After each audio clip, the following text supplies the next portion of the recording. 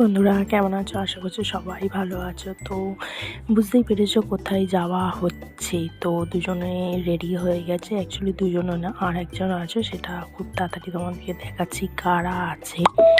তো আমরা তিনজনে বেরিয়ে পড়েছি যাওয়ার উদ্দেশ্যে, খুব সকাল সকাল বেরিয়েছিলাম। তো আর একজন হচ্ছে এই যে আমার ভাই।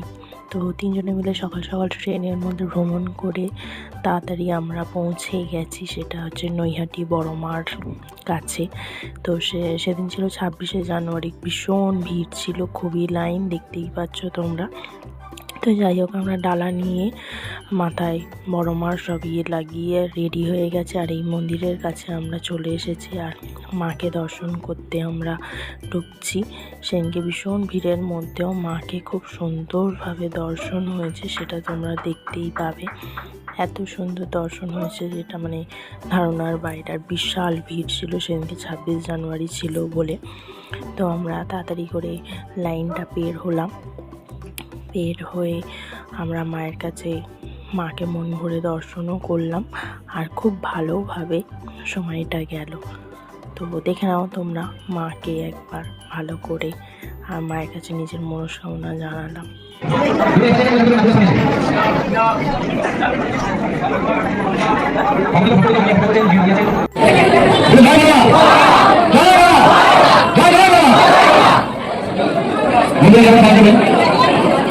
তো পুজো দিয়ে এই যে আমরা সব বেরিয়ে পড়েছি। এবার হচ্ছে ভীষণ খিদে পেয়ে গেছিলো, তো খাবার খুঁজে আমরা যাচ্ছি সবাই মিলে।